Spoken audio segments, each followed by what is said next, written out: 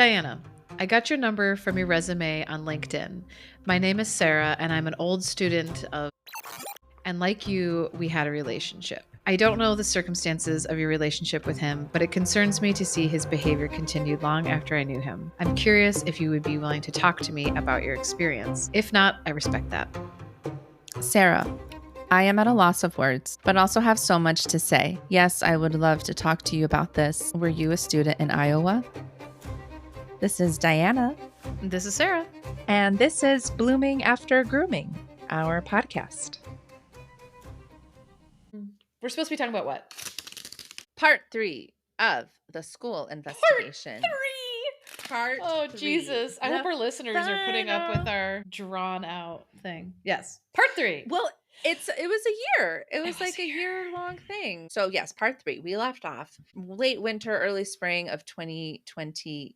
It was like February, March. And this is when things like really slowed down for us as far as like hearing updates from the investigation. So between February and April, Jessica kind of stopped responding to me again. I was looking back at emails from that time where I'm like clearly like sending an email from the last time I sent an email.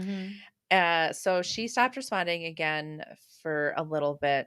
And then in May, though, Sarah, Jessica tells you in some conversation that there's not enough proof in like what she has found in her investigation. And that made us, I remember that a conversation with you afterwards where we were both like, what is the proof that she's looking for? You know, because at this point, a lot of, there were numerous former students who could corroborate the kiss that I had told them that he kissed me in the classroom. You know, there were people to corroborate that. Like they're like, what was the proof that they were looking for, or that she said that they were looking for, that was apparently holding up this investigation? And then we were also like, well, how can you not find proof when fucking Iowa was able to find enough evidence for probable cause to revoke his license and 6 counts of misconduct? Well, so I think that's an interesting difference is in Iowa, because I was just talking to a superintendent a few weeks ago, and I had made some comment about, well, school employees aren't investigators, or they're not trained to be investigators. And he's like, well, we don't do the investigation though. Like we reported to IBOE and then we're out. Like we just turn over our evidence. And so I think it's interesting in Illinois, and maybe it would have been different if there had been an active investigation at the school in Iowa, like where I went. I just think it's interesting that Illinois, like that they needed to have a third party school investigator at all. Like what is the point of that? Because technically it should have been just the state board making a determination, not the school. Because if the state board makes a determination, then the school can just say, they said you're no good, so we fired you. The difference between the school investigation and the state investigation is that the school investigation is the district level. So they would be able, they're investigating whether or not to fire him. That's all they can do. And at the state level, they're the licensing board. So they're investigating to take away the license. So I think that's in Iowa, how they're different. I think in Iowa, it's more like and I could be wrong because, right, he was not an active employee in Iowa.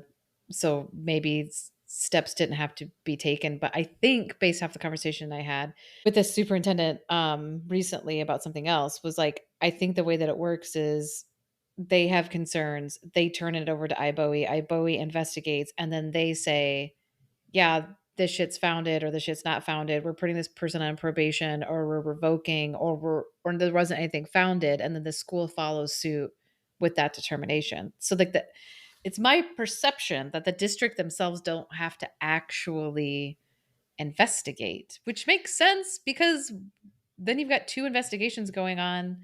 But why not consolidate it into like one state level? But what would happen then? Because you're right. In Illinois, in the case in Illinois, the teacher was actively teaching. So there was, the school investigation made sense because there was a reason, like whether or not to fire him. But like, so what would happen if in your hometown in Iowa, if there was a teacher who was actively teaching and under investigation, are you saying then that the school district wouldn't do their own investigation, that they would submit it just straight to Aya Bowie?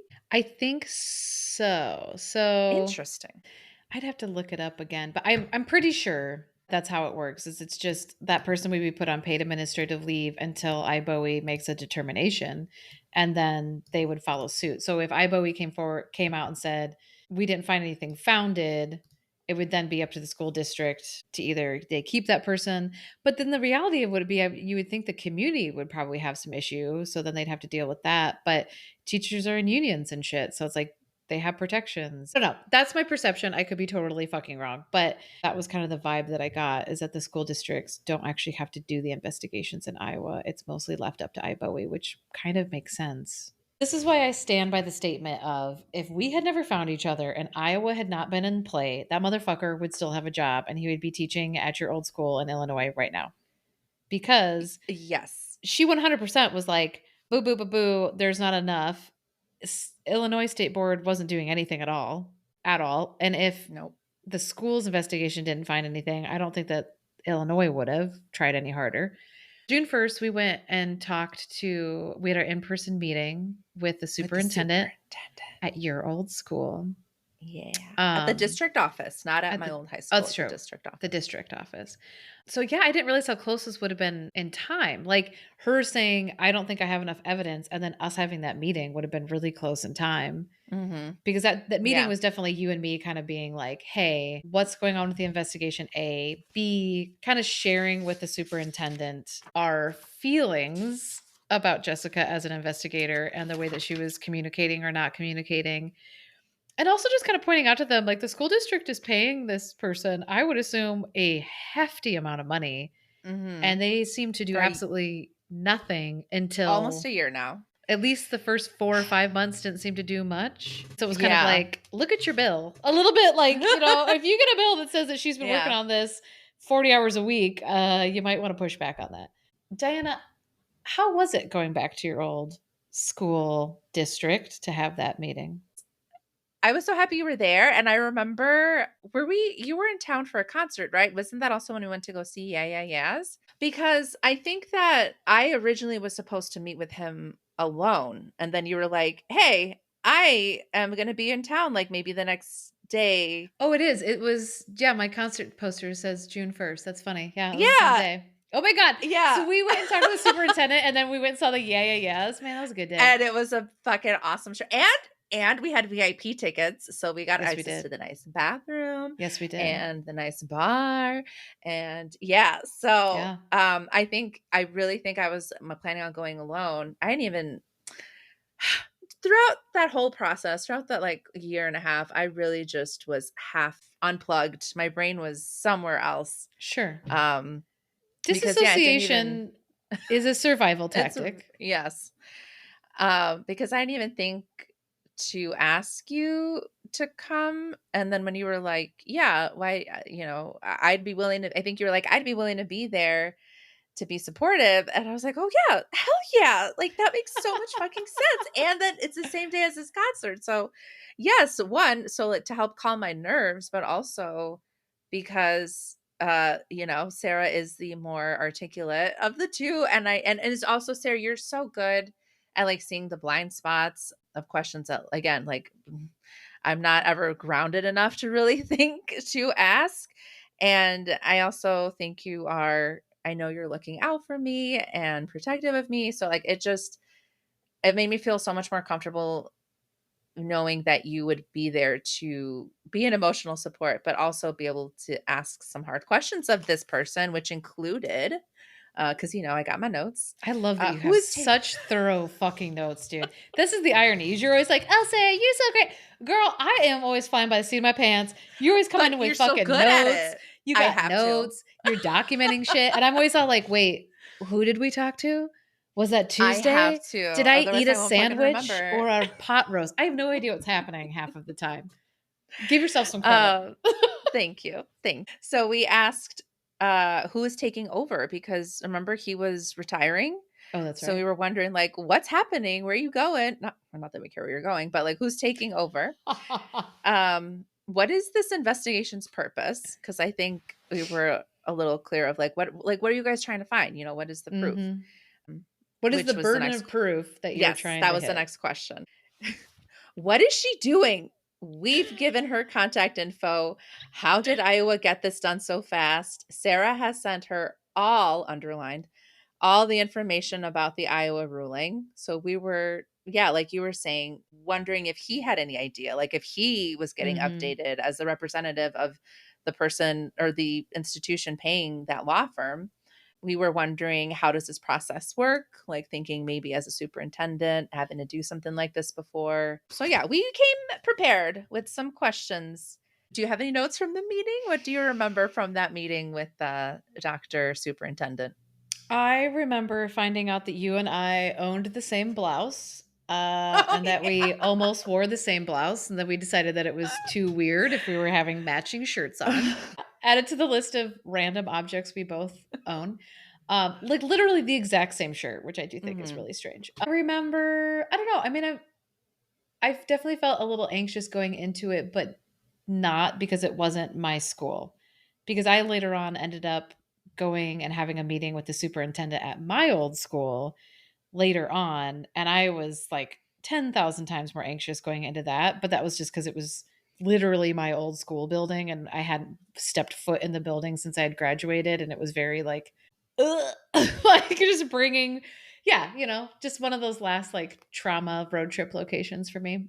So yeah, this one in Illinois though felt more like I was there to back you up and to be like, yeah, dude, like I'm the other person. She's not just this rogue person that's here trying to start trouble. Strength in numbers.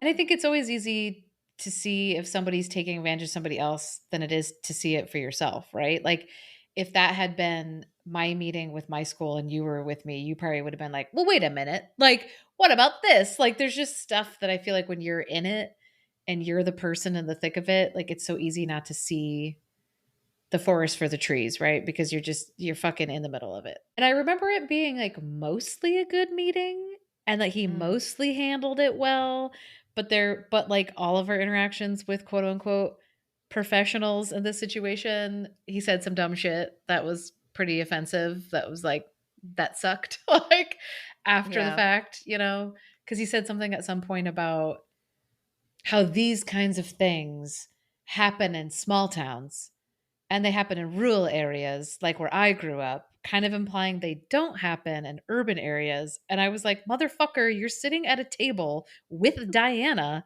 who this happened to in your Mhm. urban district. Such a stupid, oh, well, my shit doesn't stink, but yours does because you're a bunch of hillbillies. And it's like, it's not how it works. It happens everywhere.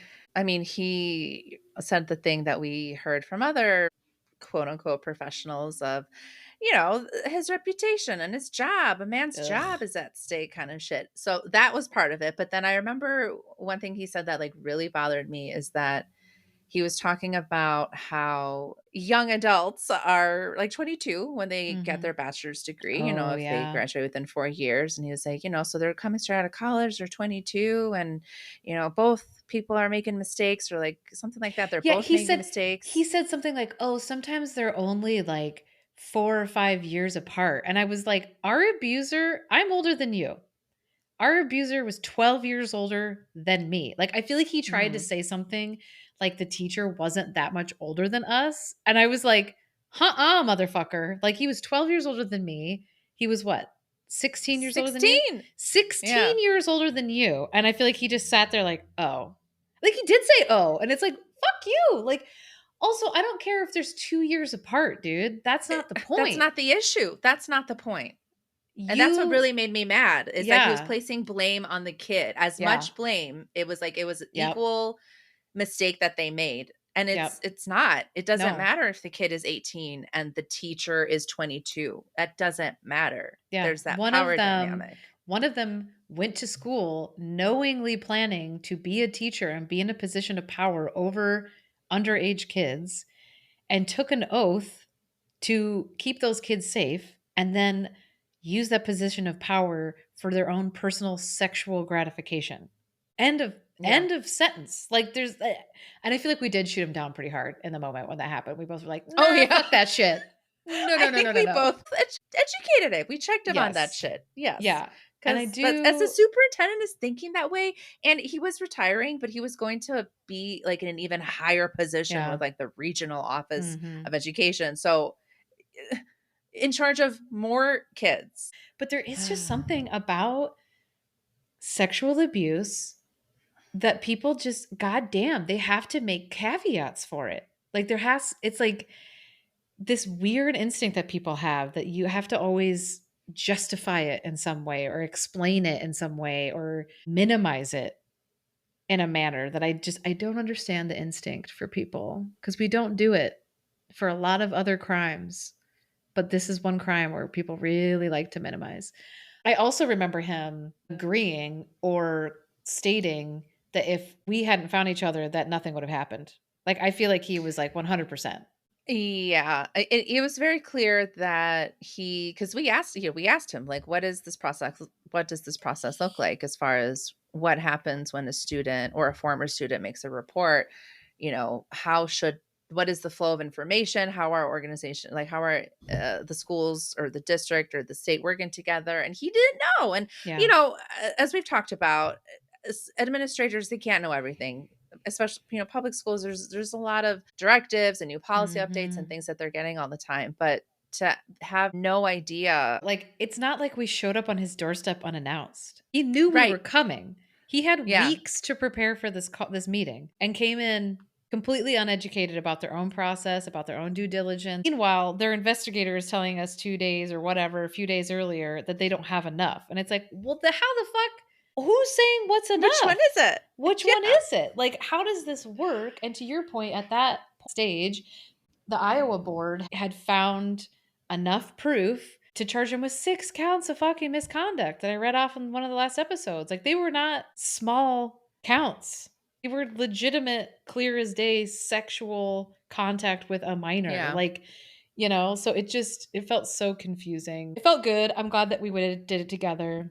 I felt that we handled ourselves well and we stayed composed. And yeah, I don't know. I guess, and then it felt really good to go see the Yas and jump around and scream and yell. Hell and yeah. Oh my God. Get it out of My our calves bodies. were so sore the next day. I Girl. was doing a lot of jumping. You were also wearing like the world's cheapest flip-flops made out of like cardboard and string or something, or on cement. I wonder, I don't remember if that was on purpose or I forgot the shoes. It's not the first time that's happened. You were talking about the Iowa board. There was an update in June. Yes. June 7th, I'm told by the Assistant Attorney General, Christy Trainer, that a hearing date of August 29th had been set. So much like what you had talked about before in Illinois, same is true in Iowa. There was a possibility that there was going to have to be an in-person hearing where I would have to be in a room with the teacher, mini, not real court day, but kind of like a weird hearing day, which I think we both had mixed feelings about. Like, I kind of wanted to do it. Like, I kind of wanted to be in a room and be like, that piece of shit, and like have him have to sit in a room full of other people looking at him and like hearing about these things he did. But I also was very much like, the way that this will dysregulate my nervous system and the anxiety induced diarrhea that I will have for like 2 weeks leading up to this sounds horrific. And the sweats. Oh God. And I remember, so she told me it was going to be August 29th. I literally I put in for PTO at work immediately, like for days leading up and behind it. Cause I was like, I'm going to be not in a good place to be at work, right? Like one way or another. So that was June 7th. And then by June 12th, I received a call from Christy Trainer, the Assistant Attorney General here in Iowa, being informed that the teacher has a lawyer and has moved for a settlement. And they're asking for a 10-year ban on his right to teach in Iowa. I'm told that the decision is up to her, the Assistant Attorney General, that I can't be communicated with directly by her from here on out legally, that she will call me immediately if a settlement is approved by the Iowa board. So, little political backstory. Iowa has had the same attorney general for like a scabillion years, right? And he was this like really liberal guy, maybe not really liberal by Iowa standards, reasonable dude. Okay, so Brenda Bird, she was elected In 2023. Okay, so she won the fucking election and became the Iowa Attorney General like months, just mere months before this.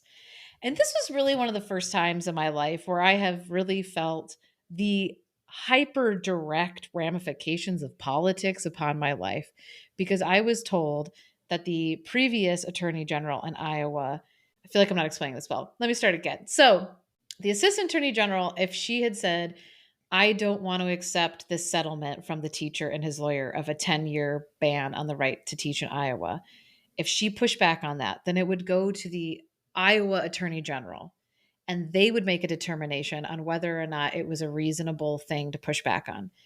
But because Brenda Byrd had won the election and become the new Attorney General in Iowa, it was very clear to me that that would be a really bad choice because she is a conservative Republican and specifically had pushed back on older cases such as this and kind of had that mentality of, well, they should have come forward sooner and they're wasting our time.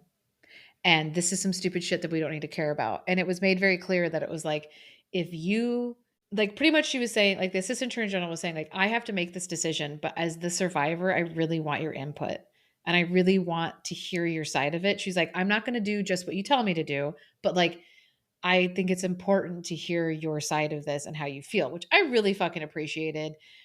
And it was a really tough moment because I had to decide what's more important, letting him have this settlement, which is a 10-year ban, which she also told me is an insanely long thing. She was like, I've never seen anyone ask for a 10-year settlement. She's like, people ask for like a 2-year ban, not a 10-year ban. She's like, that's your career's over. She's like, I can't believe they're even fighting it. To ask for 10 years is ridiculous. But I had to decide if I wanted to push back and say, no, goddamn it, I want him to have a lifetime ban.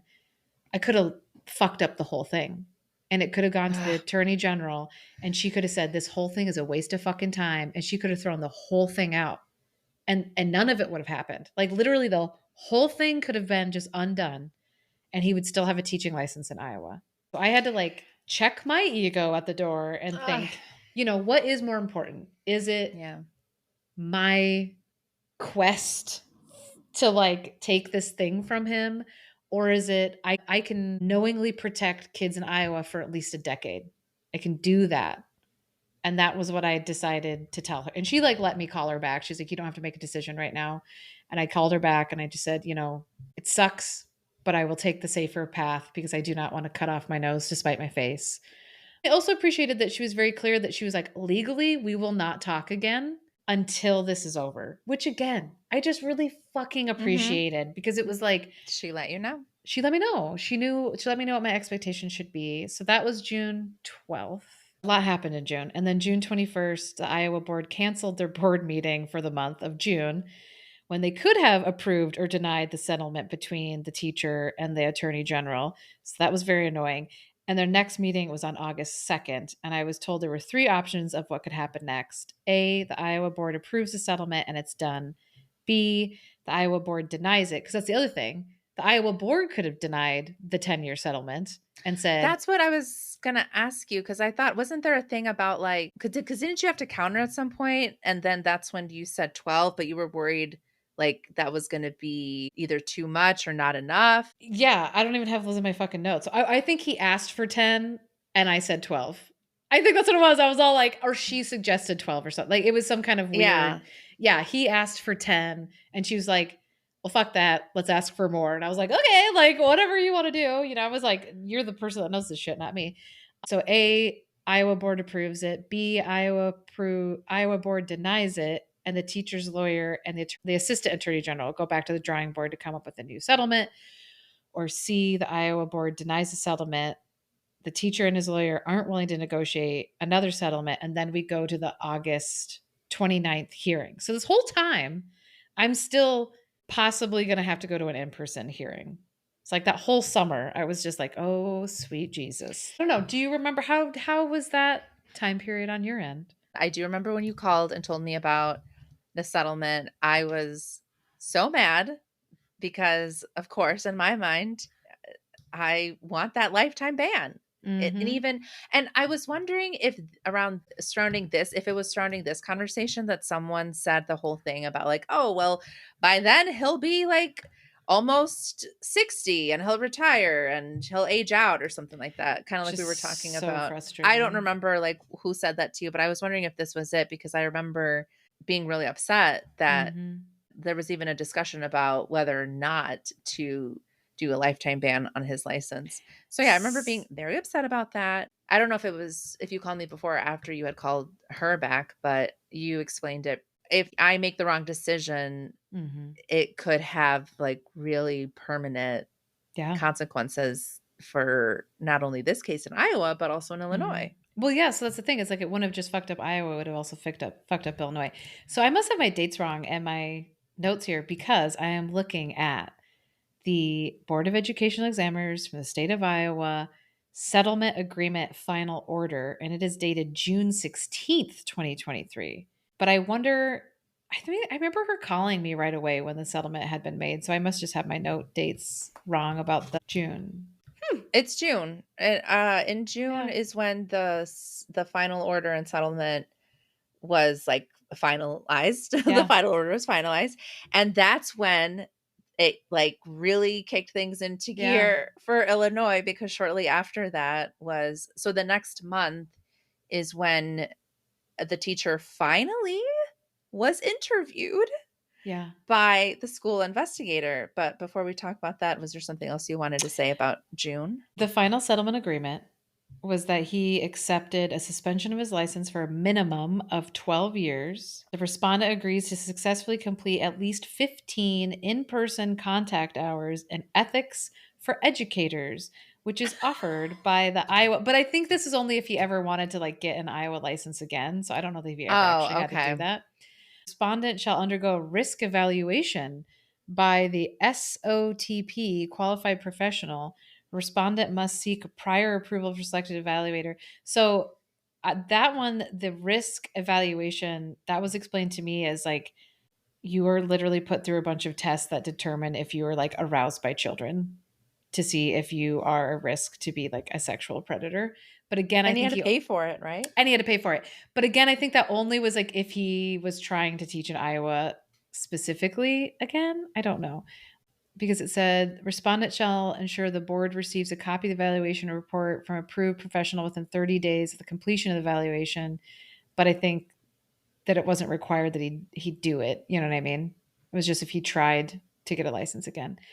And then the Mm. part that he signed says that he understands the settlement agreement was a final order subject to approval by the board, that he had the right to representation and counsel. I would just like to point out that that August 29th date, that hearing was his opportunity to push back against my allegations of him in the state of Iowa. And he fucking didn't take it. And he chose a Yeah. settlement instead. And I think that is very important to point out is that he had a chance in Iowa, he had a chance in Illinois, he had a chance with the police He had a to year. he had a year to defend himself. He lawyered up, which is just to protect himself, but he had a chance to actually push back and say, "These girls are lying. These girls." He never fucking did it. He never defended himself because he couldn't defend himself because he fucking did it. And so I just think it's very important Mhm. to point this Agreed. out. Yeah, and so it's just him acknowledging that he's going to have his name on the National Association for State and Directors of Teaching Education and Certification, NASDAQ. Does not roll off the tongue. So this was the paperwork that I had printed off when I was dancing to Taylor Swift Karma, and it was a Yes. very, very very good day. I That was a really good day. also within this paperwork it says respondent denies the allegations but acknowledges the evidence in the case may support the findings he engaged in an inappropriate relationship with the student. Yeah, no, it was a good day when that came through. That was a good day. I remember singing and dancing and crying and yelling and screaming, and it felt very, very, very good. And something else about that. So also in June, when we had that meeting with the superintendent and then we did the Yeah Yeah Yeahs concert, that weekend was also my birthday weekend. So Mhm. you met Kristen for the first time that It's weekend. We went true. to see the Death exhibit at Yeah. the Field Museum. And that was also Taylor Swift was having a concert in Chicago Yeah. weekend, and there were Swifties Everywhere. abound. They Yeah. were So everywhere. we got to see Swifties. We got to see the Yaz. I got to meet Kristen. We ate good sushi. That was a good weekend. Yeah, it was. Yeah, This was the beginning of the payoff, the season of the payoff, I would say. This is what the summer of 2023 ooh. was. So then in July, in that summer of 2023, the teacher is finally given what Jessica called an administrative interview. And I do want to say that, so Jessica's reason, again, Jessica is a school investigator, an attorney. The reasoning that she gave me for why she didn't end up interviewing anybody until close to the end is because if the case did go to trial or to court, that it would be better for people to have recently been interviewed by her Mm, so that if they had to testify, that it would be in their memory, um, like more fresh. recently than if, yeah, which I don't know if I buy it. She shouldn't have told me in that first meeting in September 2022. I'm going to interview them next week. Yeah. Anyway, so then in July, she has this administrative interview. The teacher has to come back to Illinois and have this interview with her because remember, he's living with mom in a different state. Mm. And when Jessica calls to give me an update, she was like, no shocker, no surprises here. He denied everything. He said that you're the one that pursued him and that Mm-mm-mm. he told you to go away the first time you drove by his apartment, that he came outside and told you to go away. And that, she was like, and I asked him if he ever thought to report that to the administrative team or to Dinah's parents, and that his response was no, but I guess I should have.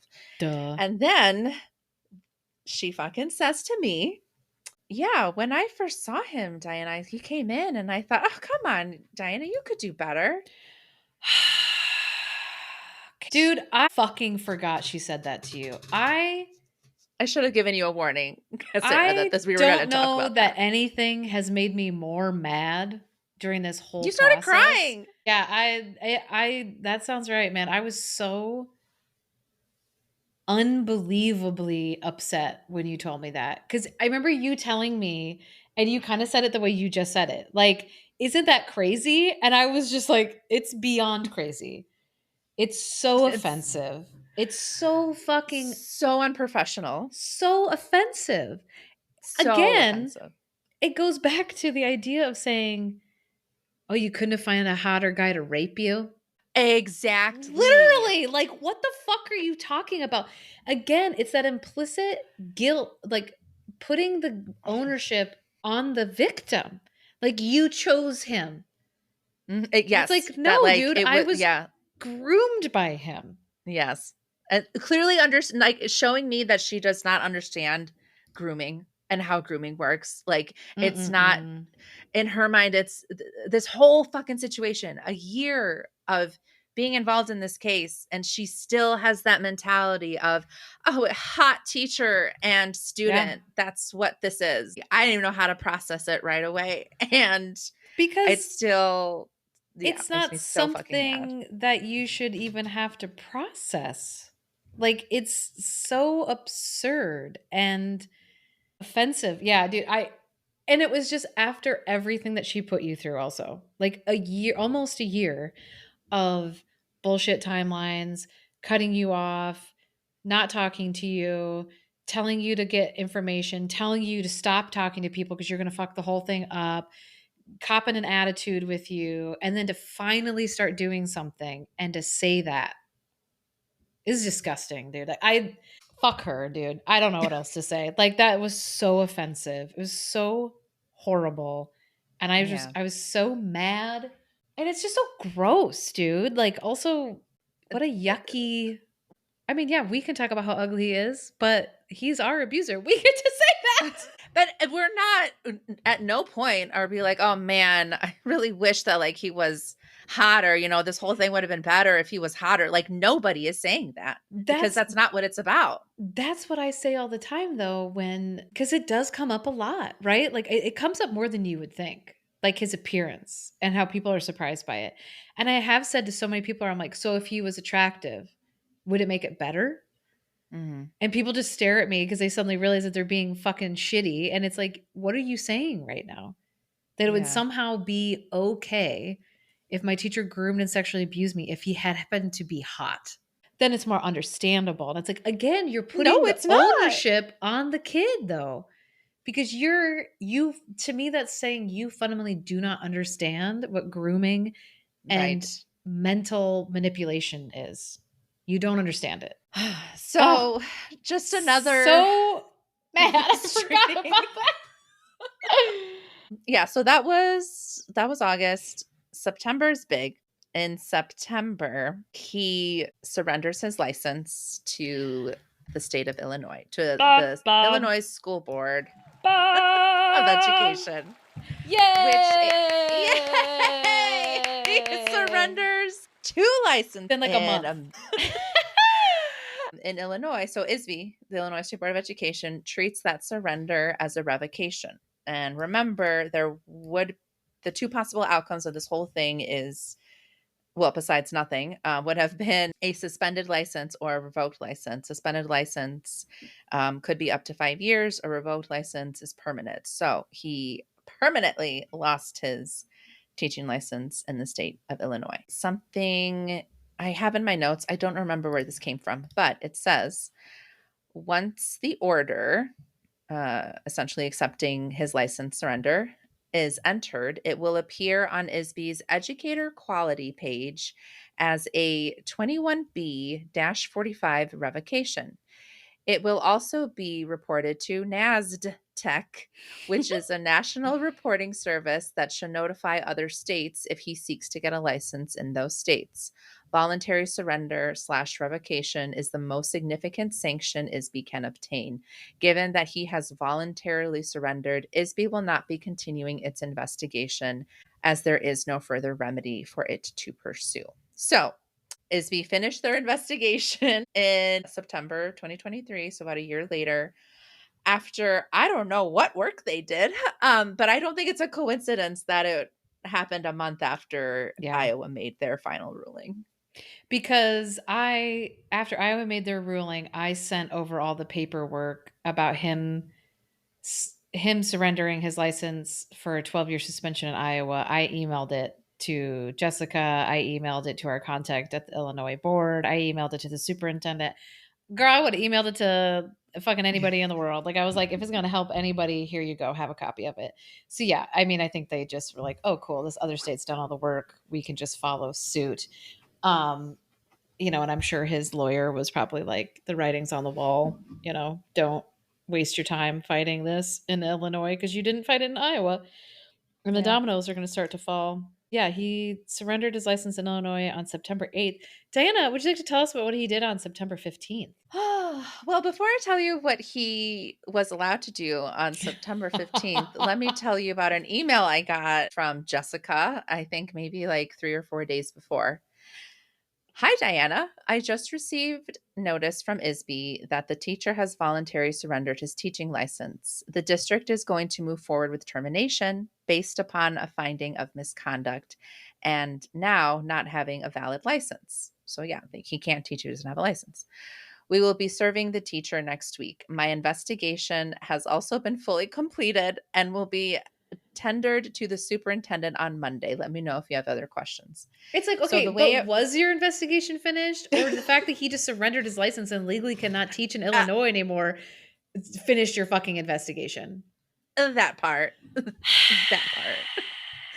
So the way it works, that she explained to me, is that Jessica concludes her investigation, writes up a report, sends it to the district superintendent. The superintendent makes a recommendation just to terminate, I'm assuming, and then sends that to the school board. And then the school board is the one that makes the final decision. Mm-hmm. That email was not the first time Jessica led me to believe that the district would see this through. They would want to make it right. Those were her words. I really believe the district will want to see this through and make things right and terminate him. They fucking let him resign the weekend before the board was going to meet to terminate him. They fucking let him resign. Because weren't we also specifically told that if he tried to didn't the superintendent backtrack? Didn't the superintendent, when we met with him, tell us that if he that because we specifically asked, what if he resigns before the school's investigation is up? And he said it won't matter. We won't let him resign. Didn't he fucking tell us that? Yeah. And Mm. he did also say that, like, if he did resign, it wouldn't, it wouldn't stop the investigation. The investigation would continue. But yeah, he did. Oh, this is part of, like, we'll get into, like, where all this rage went and what I did with it in this next step of this whole story. But this is when September, I was just like, what the fuck? And yes, let me just say that the end goal was to get him the fuck out. And we Yeah. did it. Yeah. We did it. Yay, yay. But, like, this could have been, yes. It was just felt like the last slap in the face from this fucking Yeah. district, and this whole fucking process just felt like, come on, like, you guys, this is the one thing you could have given me as a Yeah. survivor, and they didn't. The school board. Do you remember how they had a video of their school board meeting Oh, where they were yeah. talking about Yeah. it? Do you think we could edit out the stuff where they're saying like the school name and his name? Play it on the podcast? That's public information. You can find their school board meetings online. That might be worth including. I don't know. We could think about it. We could listen to I haven't listened to it since it happened, but like I also feel like the way that they made that sound was very like, Yeah. well, we have made it so that he can never teach again. And it's like, bullshit. You didn't do any of that.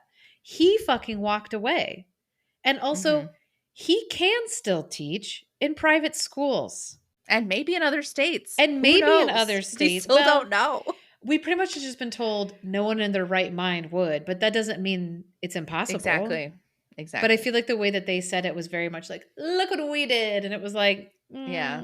And they did the new superintendent, because that's who led that board meeting, was the successor. He did make it seem that way. He made it seem like, and he'll never be able to teach again. And that's such a misleading statement to make. It's not true. You could just say he will never legally teach in public school in Illinois again. That is a correct statement. Mhm. That he could have said. But he Yeah. made it sound very like he'll never teach again, which made me feel not so much that he was lying, but that like, dude, we now know more than you do about how this works. Like I don't think you're understanding how this whole thing actually works is kind of the way that I felt about it. So you think that was it in that part. They called me, the new superintendent called me, I think the next day, with the new HR director or head of HR. And the first thing he asked was, "Did you watch the board meeting last night?" And I was like, "Yeah, I did." I do want to recognize, like, they did say the right things, whether or not it was genuine. They were like, "Thank you for all your help with this and for Mhm. coming forward, and because of you, the kids are going to be protected," all those things, which was really nice to hear. But saying all those things is not going to, like, make me shut up, and not want to hurt Yeah. their feelings. So I did ask, I brought up the fact that the school investigator, the attorney that they hired, led me to believe that the school district would see this through and that he would be terminated. And the HR director, and so I asked, I said, "So can you help me understand why you accepted his termination or his resignation?" And the HR director was like, "Well, I wouldn't say that I accept anything that guy does." Like, "But you did. You did. Stop That's a gaslighting me." super You fucking evasive did. answer.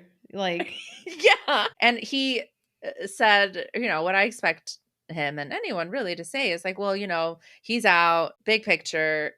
Yes, true. But, I'm just trying to have, like, a human moment with you of, like, mhm. this, I was led to believe this, and then this is the reality." And in that call, they did say that I could have a copy of the report, of Jessica's report. Mhm. So I did follow up with the superintendent about that, and eventually did get that report. And that, listeners, will be to be continued on what happened with that report. And I do one more thing. It frustrates me that this current superintendent, and whatever, I don't know him that well. I don't love how he handled this situation that he inherited. To be fair, he did inherit it. I'd like to believe that he is doing what he can to protect kids from would-be groomers and sexual predators. But he is on this academic excellence, leaders of academic excellence for a city next to my hometown. And it just frustrates me that he's on there. And the principal that did the investigation, that he did like his internal investigation in 2014, is also on this team of academic excellence. So it really just makes me mad. Anyway, yeah, that's the school investigation. Sarah, told in 3 parts. We did it.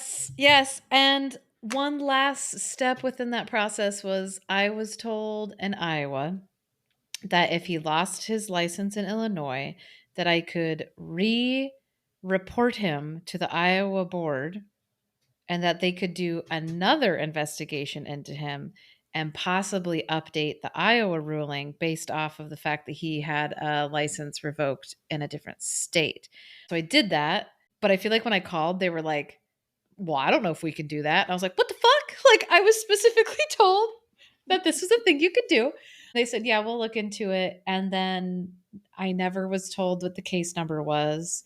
And I was never updated about it at all, because I was told that it had nothing to do with me, because it wasn't about my abuse. It was about, a determination for this person involving another state. And then I never thought about it again.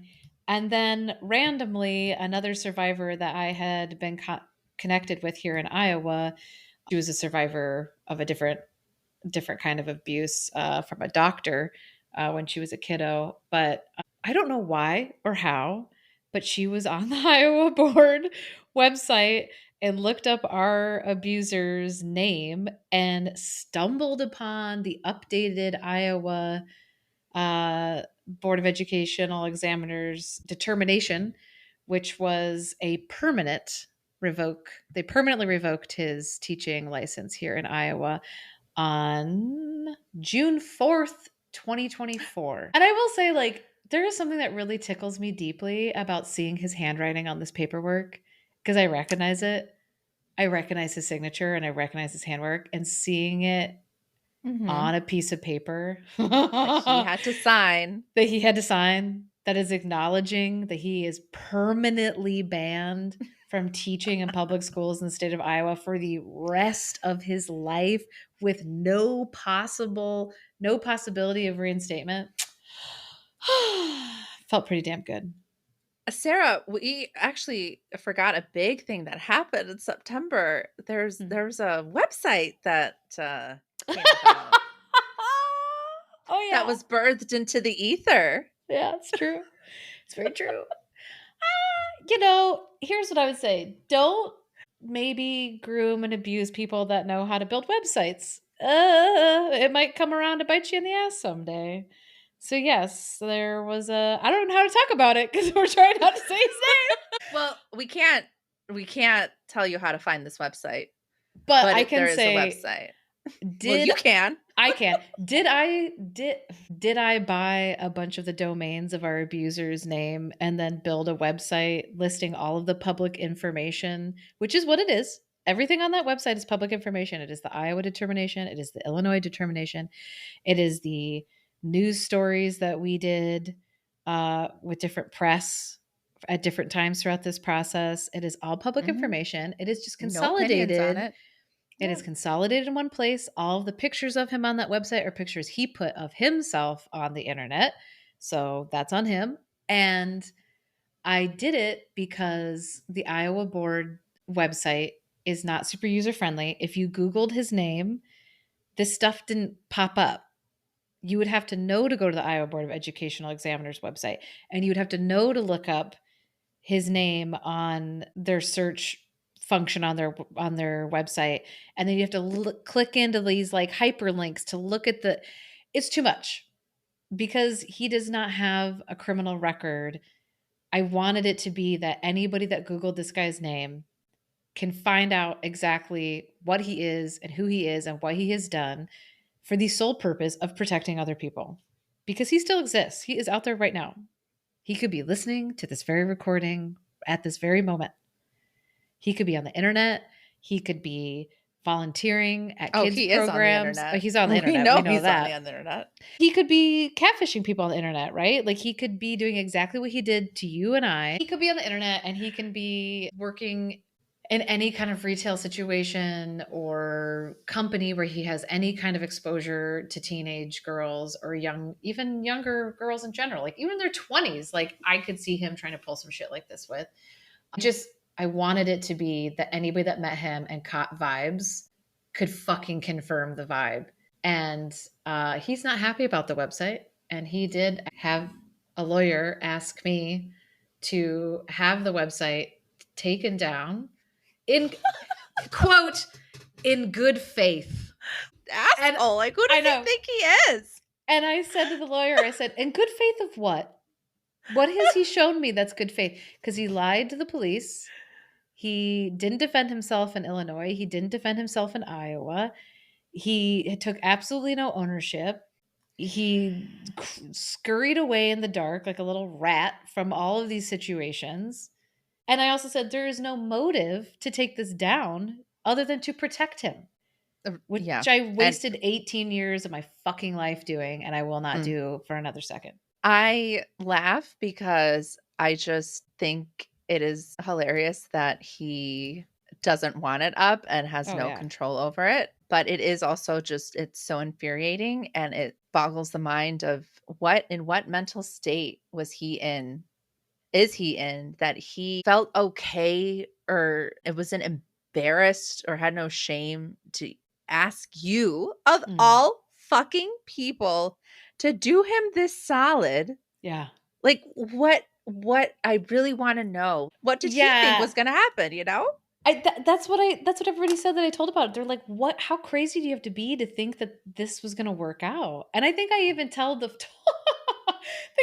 lawyer, I'm like, "You can tell his lawyer that I tell him to go fuck himself." Like I was like, "No." I was like, "This is insane."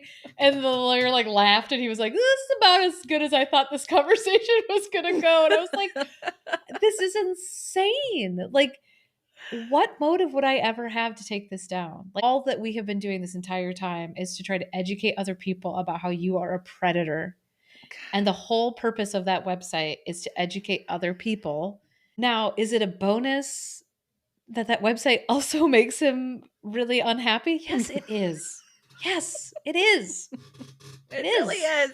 But like it makes me so happy. But it's not even vengeance, right? It's not even like payback. It's like this is cause and effect, dude. These are ramifications for your own behavior. So if you want to be mad at somebody, be mad at yourself.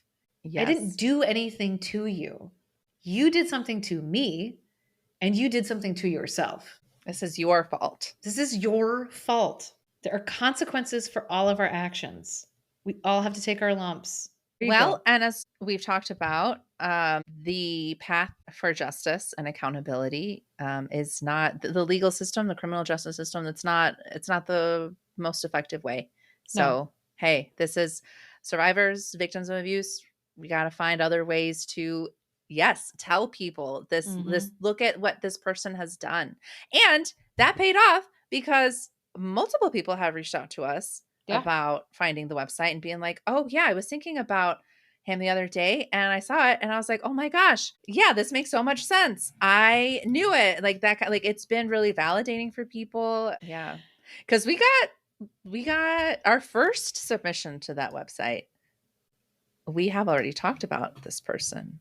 Yes. A former student. We got, pretty quickly after he stepped away from his job in Illinois, we had our first person reach out through the website, which was pretty exciting. And, we don't get a ton. It's not like we have like a, waterfall cascade of people contacting us through the website, but there's been a number of them. And I will say every time they come in, my heart kind of stops for a second because it's always a mix of excitement.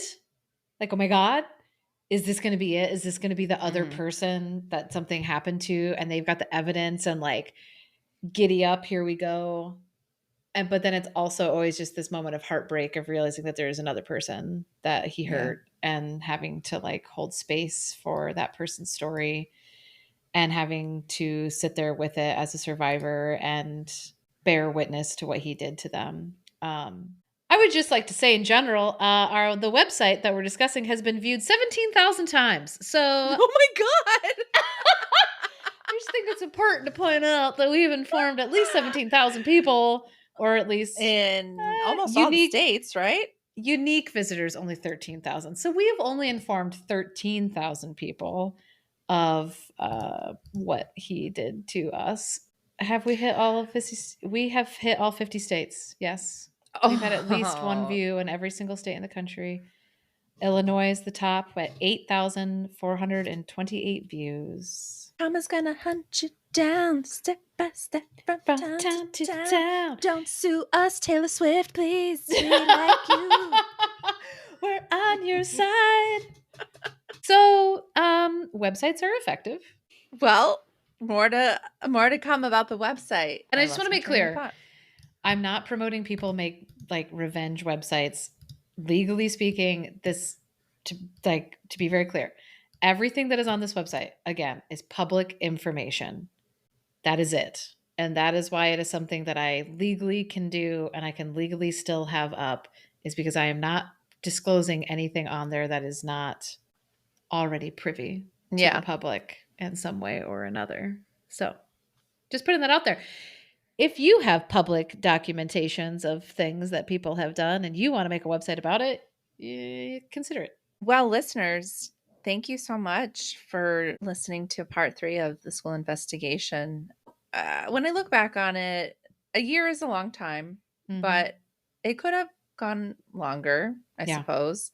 I don't know if there was actually a year's worth of work that was done, but I'm glad that we did it. Right. I'm really glad that we sent those letters finally, and that letter that I had been working on as an exercise in therapy that really did help me start processing my abuse led to this full circle moment of knowing that he had lost his teaching license in 2 states and that he was no longer, never ever even going back to that school. Like, I don't think he even got to clean out his room. Pretty sure someone had to do it for him. It was not the most fun thing to do, but I'm really proud of myself for doing it. And thank you, Sarah, for being such a big support along the way. Of course. I'm still very proud of both of us and what we did.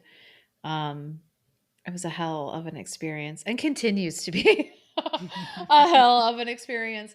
Yeah, and the story's not over. There is, more to come, but this is the end of this chapter. But it felt pretty huge when those, final moments kind of came down to it and he lost his career. Felt pretty damn good because, again, he lost it for himself and he made the choices that ended up getting him where he is at today. What is homework for our listeners? It's your turn today. Oh, Jiminy Crickets.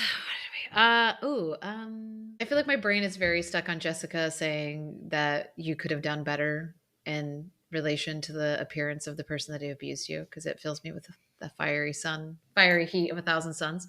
But it makes me wonder, when have I said some shit like that? You know what I mean? Like, I'm sure we all have. Like, we've all said the wrong thing in a moment like that. And maybe just kind of thinking about, has there been a time where maybe you said something that you shouldn't have said or didn't need to say? You didn't read the room, as we were saying before. And maybe the homework assignment is, next time you're having a heavy conversation with somebody, like, maybe take a beat. If you're thinking something, maybe take a beat and think about how what you're about to say is going to make the other person feel. I don't know. Maybe that's not a good homework assignment, but no, I think that is perfect homework assignment. Is, despite what the MAGA Republicans and folks out there say, there's nothing wrong with considering people's feelings. I guess being woke and caring about how what you say and what you do impacts somebody else besides you is, I don't know, not a value that we have anymore in this country. But here on Blooming After Grooming, we certainly do. Taking a beat and thinking about, if what you're going to say, like, what's the point of it? Is it for you because you want to be funny or like make a point or try to sound smart, or are you really trying to be helpful to this person or this group of people maybe Yeah. who are trying to have a serious conversation, a heavy conversation with you? So I think that's excellent, Sarah. Now you must accept a compliment. Well, I hate it and I refuse. And I also think there's something to be said that for not the expectation of being perfect, but if you have said something that sits with you and does not sit well. I mean, I did that with you, Diana, a few months ago. Like there was something that literally we had a conversation and it was like 3 months later and I couldn't stop thinking about it. And I did not like the way I had handled the conversation. And I finally just reached out to you and I apologized for it. And it's Yeah. like, there's also nothing wrong with doing that. Like, it's okay to acknowledge that maybe you sucked in a moment and following up. Yes, that meant so much to me that you did that. Just really made me grateful that we have this kind of friendship and that you did feel like you were able to correct your mistake. So look, we very much acknowledge this is hard. The topic of abuse is hard to talk about, and we are still stumbling through how to do it. And we also do it in our own way. So we are open to learning, though. I think that's something that we both have in common too, is that we value growth and self-improvement. So And maybe we're we here could to hear it. And maybe we could tease this a little bit and we can cut this out if you don't feel. But we do have a meeting coming up with a person that we put on blast on this podcast. Yes, let's leave that in. That is yes. I am intrigued. I am very intrigued about the conversations we've had since then. I'm intrigued about how this meeting is going to go, and I do want to discuss it on the podcast if everybody's okay with it involved. But like, I think it's an interesting. Trauma manifests very strangely in us all. And just give us a follow on Instagram, Blooming After Pod. Also TikTok, Blooming After Pod. The website is bloomingafterpod.com. And our email is bloomingaftergrooming@gmail.com. Thank you and goodbye. Bye. Now that we're recording everything that we say, we're probably going to have to do it more often. Stay tuned for more apologies from Diana and Sarah as they go back and go, ooh, shit, I shouldn't have said that.